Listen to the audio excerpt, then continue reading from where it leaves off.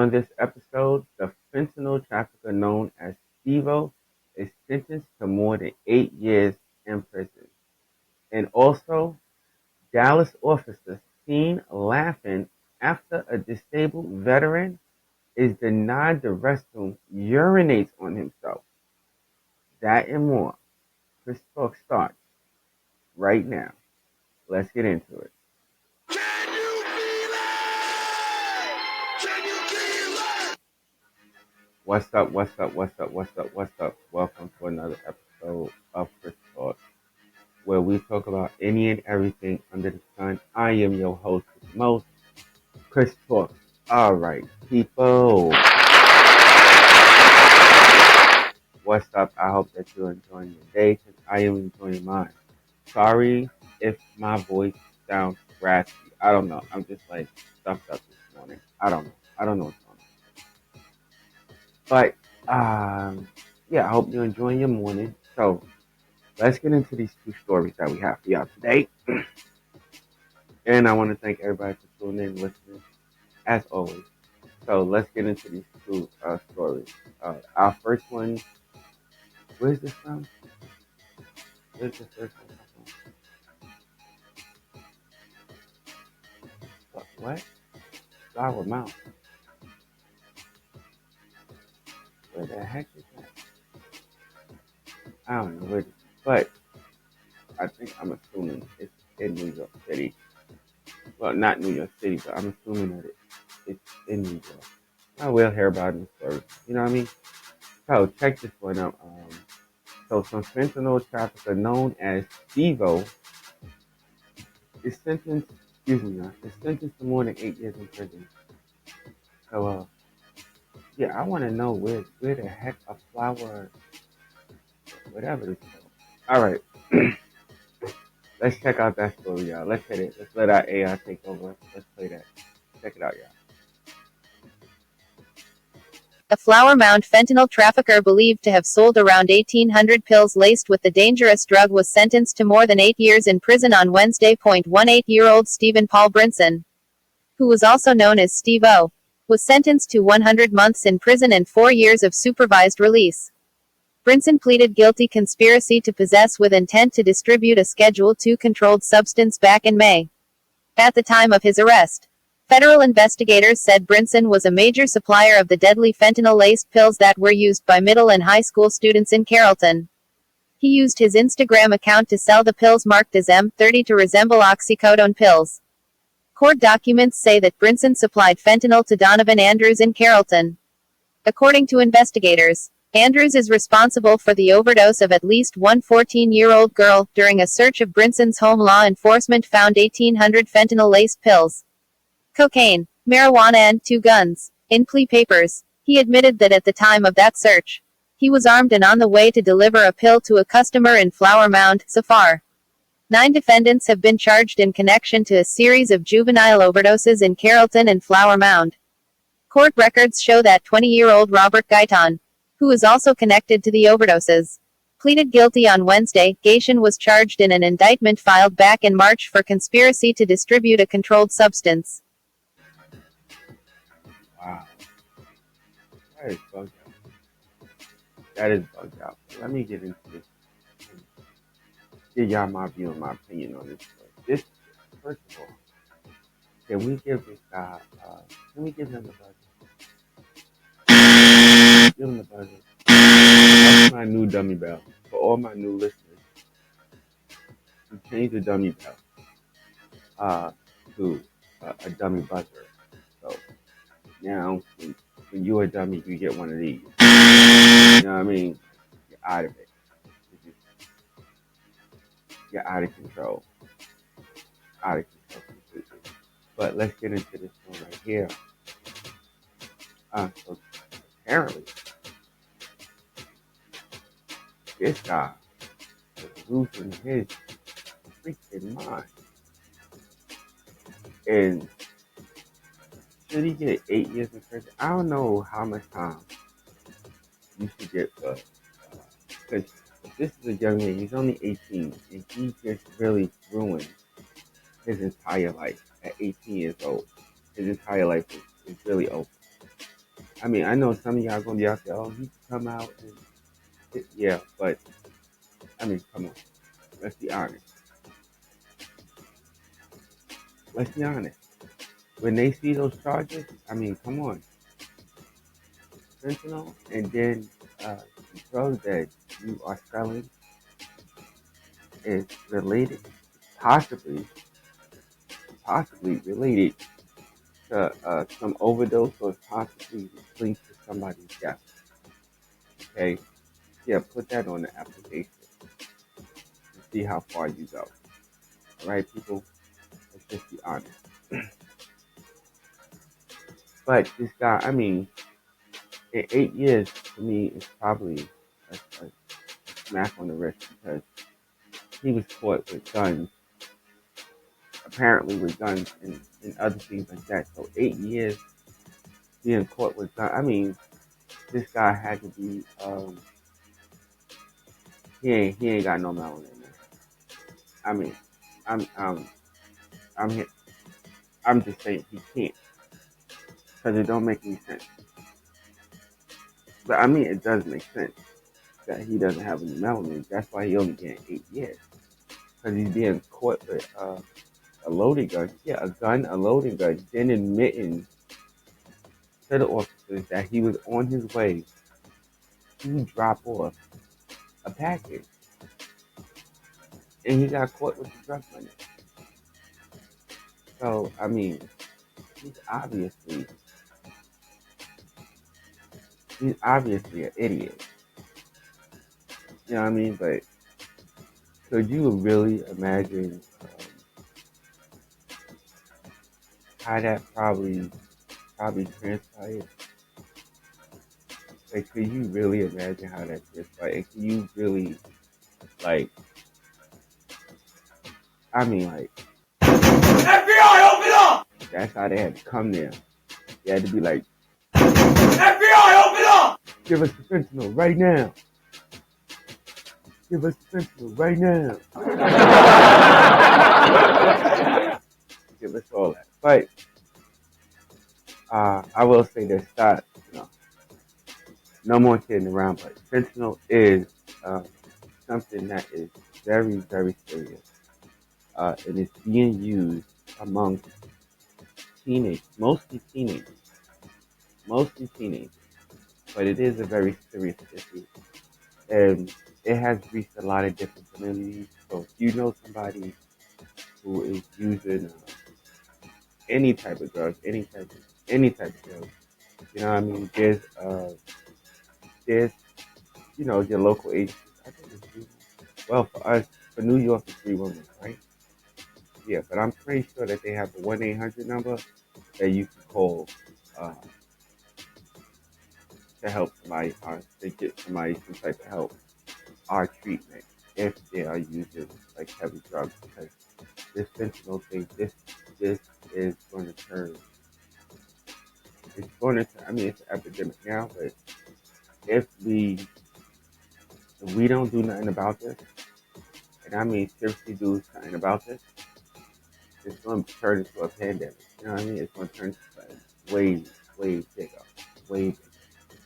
And this man being 18 years old and he's selling it. I was like, where is he selling it from? I don't know. Like, is he selling it from like his school? That would be my question. Is he selling it from his school or whatever? Huh? Oh, okay. Wait. Okay. Yeah. So, check this out. We got some video right quick. I want to play. There was a story. Channel 4. Got this. Maybe they can tell us where Flower Mound. What's it called? Flower Mound. Flower Mound. What is it? Where is it? Texas. Okay. Texas. We have figured it out. We are in Texas. So this episode is bringing us to Texas. All right, hit that clip that you got, man.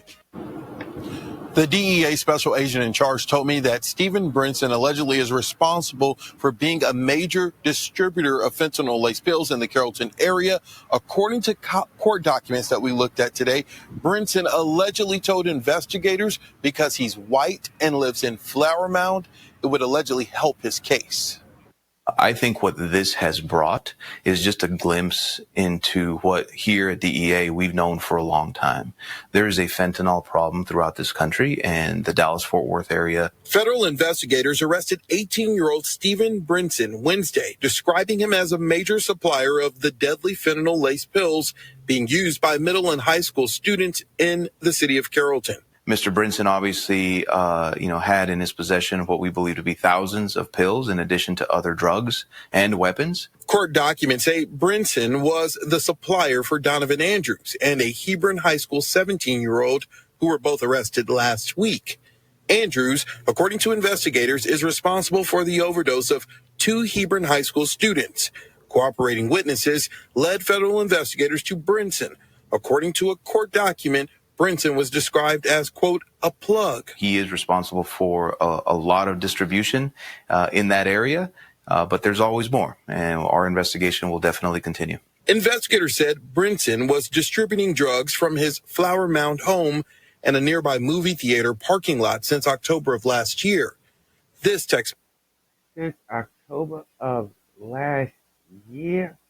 Are you serious? Give my background music, man. This is bugged out. And did you hear him say, oh my God, did you hear him say that he will not get in trouble because of where he lives in his race? So this non-melanin dude is saying because of where he lives and because of his race, he will not get in trouble. He will not get caught. I mean, he ain't completely lying because he only got 8 years. And apparently, according to this news station, what is this again? Fox 4? Yeah, let's give a shout out to Fox 4 real quick. Give them a round of applause. Thanks, Fox 4, for bringing this story to us. But, I mean, come on. And from Texas. I mean, come on, man. Are you serious? Did we just get... Are you serious? 8 years? 8 years, and he's linked, supposedly linked to 2 murders, 2 overdoses, or 2 deaths that this man is linked to. He only got 8 years. Can we give the Texas justice system? Can we give them? Can we? Bruh. Yeah, yeah.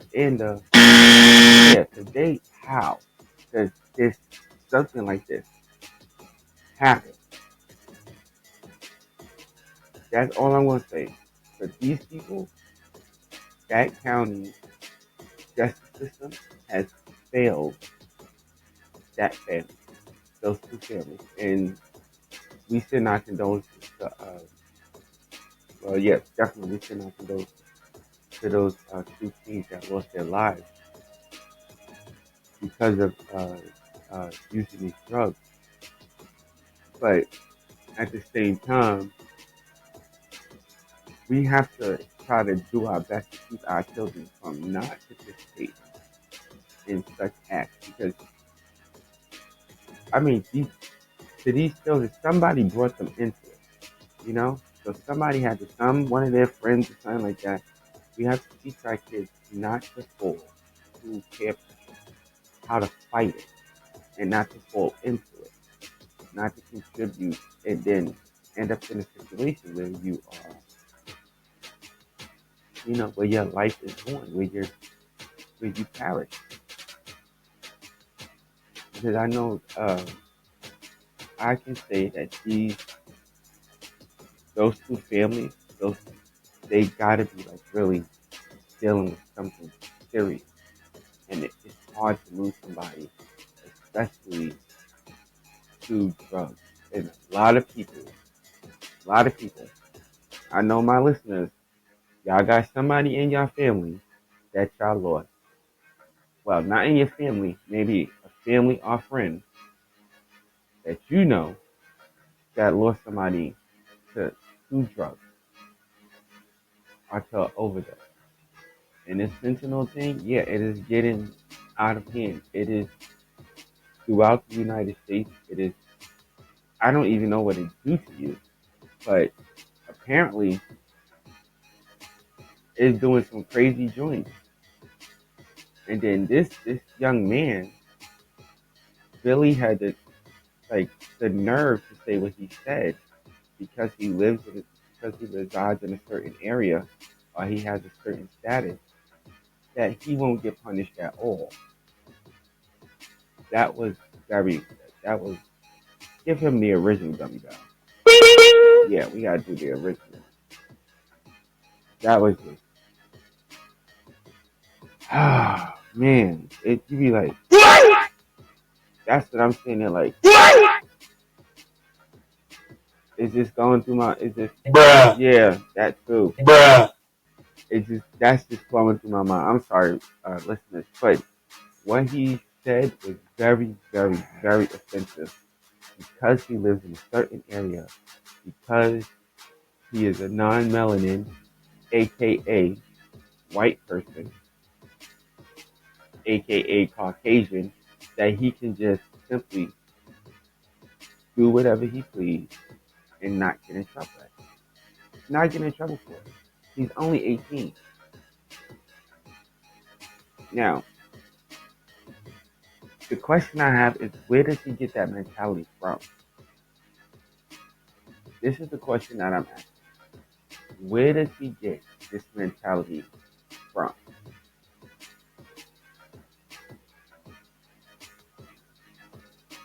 I mean, come on. I just want to. I'm being quiet because I want that to marinate on my listeners real quick. Where's he getting it from? It got to be somebody who is close to him. Now, is his parents in his life? I have no idea. Apparently, they're not, because at 18, this young man who lives in this young, nice neighborhood, to where nothing can happen to him and he's untouchable because he lives in this fancy house. I mean, come on, where's he getting it from? Where's he getting it from? Mr. Fancy Nancy, but he's selling drugs. Mr. Big Shot, but he's selling drugs. And the parents, I'm going to assume, this is just my theory, y'all. That's my little theory. Sometimes I could be wrong. But I'm going to assume maybe the parents are not around that much, or if they're around, they are not being effective parents while they're around their child. Because this boy obviously, like, come on, and then drag somebody else into it. That's what it sounds like. Drag somebody else into it. I mean, he didn't force somebody into it, but maybe he convinced that young boy to join him. And now both of these young men are going to do 8 years in prison. And Lord knows if any other charges, because there could be charges brought on later while they're in prison, while they're serving their time.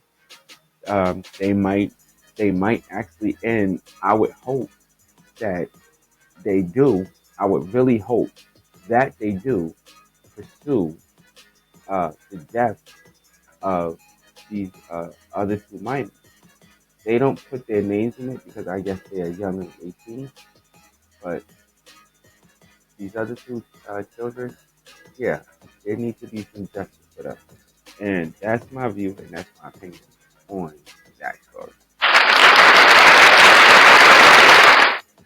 All right, folks, y'all know how we do. Gotta pay them bills real quick. So, if you like this content and want to hear more of it, all the links and everything are right there on the screen. We post up every Monday, Wednesday, and Friday. Also, you can check out our Facebook page where we do post up motivational and inspirational content and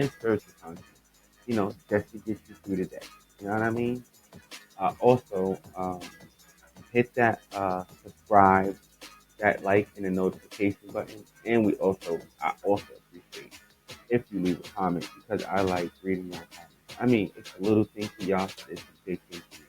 You know what I mean? I really do appreciate it. So let's check out our second story. Now, our second story is coming from, what was it, Dallas, I believe? Oh my goodness. Ed, you were, where's your head at right now? Where is your head? Bruh. I'm sorry, y'all. Ed is saying, help me. He let the air horn. Oh, I don't even want to say. I don't want to want to say. I just want to say, coffee is needed. For you, coffee is needed right now in lots of it. Lots of it. Let's get to our second story, folks. All right, this one is Dallas officer seen laughing after a disabled military veteran is denied the restroom to urinate on himself. Oh my Lord, are you serious? Are you serious, Ed? Who sits there and watch? Why they gonna sit there and watch man? Oh, let's get into it. Play the story, Ed. Let's let our AI say it. I don't know why I keep saying that, but let's let our AI take over.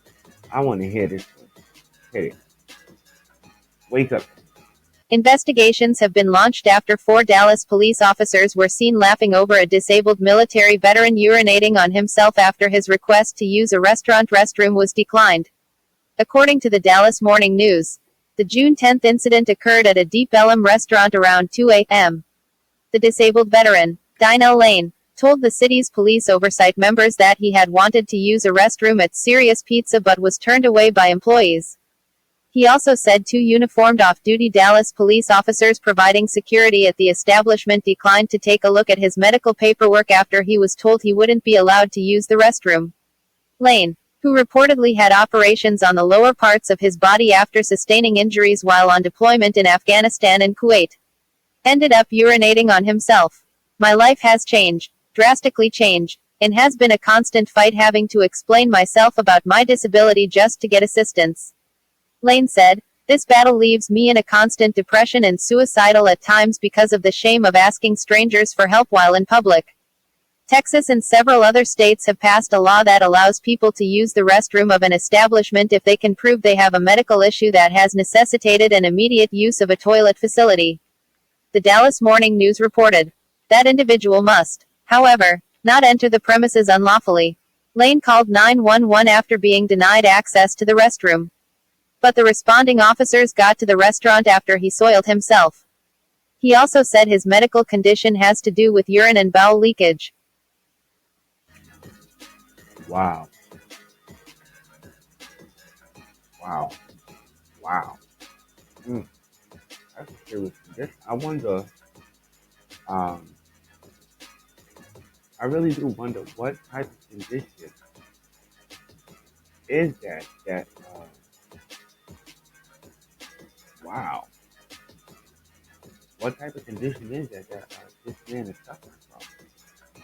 That's unbelievable. Wow. That is, wow. That is really, really sad. Dallas police, let's give him the dummy buzzer. One more time. Yay, yay. Y'all gotta get that buzzer. Because, well, those officers that was there, because this man, obviously, um, had some type of medical condition, and on top of that, he had the papers to prove it. Can we pull up the picture of these people that was involved in it? Wow, okay. Of course, 2 non-melanin officers and 1 melanin person, 1 melanin man. And this happened, and it's sad that this happened, and these officers in Texas, they, yo, and both of these stories was in Texas, right? Yeah, one, because that last story was from someplace I never heard of. And I've been in Texas. I never heard of it. And this one, Dallas, I mean, come on, Dallas. And the man has the legal papers to say that he can use the bathroom. Now, 9 times out of 10, when you have paperwork like that, all that stuff like that, all the establishments within that county or within that state or however that works, at some point agreed to it for them to pass it into law or for, you know, you know what I mean, for them to pass it into law. They had to agree to it or something like that. You know what I mean? Or some Congress, senator, or whatever passed it. So the police at this point, they were not doing their job because their job is to enforce the law. So at this point, they're not doing their job to enforce the law. And this man is a veteran. So I mean, come on. But this happens, and people, this is why I like to do what I do, because I like to report uh, stories like this. I'm getting a little personal right now. I like to report stories like this because things like this happen to us melanin people too much, and it does not get no attention. This story right here has really got no attention. None at all. But it happened. And the fact is, if uh, there were no cameras around or anything like that, this story wouldn't have got the little spark of attention that it did. But people, I say it, said it once, and I'll say it again. We have got to do better. There is no reason that this man should have been treated that way at all. Not to say, uh, how do I want to say, not saying the police, but not even by the restaurant. The restaurant itself shouldn't have treated this man like that. And this is an elderly man. If I owned a restaurant and some elderly man tried to come in and he had to use the bathroom, I probably would let him in. I'm not saying it all the time because you got to be careful. You don't know. You know what I'm saying? Grandpa might be packing. He might have it. You know what I mean? Yeah, you did. Yeah, you did right. And he might be holding. You know what I mean? You might think he coming to use the bathroom, but he might be coming to stick you up. So I mean, you got to be careful in that sense. Yeah, you know what I mean. But in this situation, and if Ed, I don't know why you don't be posting pictures of these shows. We're gonna get into that later. But if you see this man, he is an elderly man. He got um, like different kind of like what do they call them? Like a colostomy bag or whatever. Something on him attached to him. He does have something attached to him. In this picture, he does have something attached. So it's like, I mean, it's obvious this man has some type of condition. Okay, and whatever the condition is, um, he seems to soil himself, and he can't control it. I don't know the name of that. I'm gonna look that up. I'm definitely gonna look at what type of condition that is. But he can't control it. So why not give him some type of aid or something like that? You know what I'm saying? Why deny him uh, any type of service? In restaurants like this, I wish we could find out the name of this restaurant so that we could put them on blast. See, Ed, this is what I'm talking about. Restaurants like this, they need to be put on blast because, um, like I always tell people, it's not about uh, your race. It's not about your culture. It's It's not about none of that.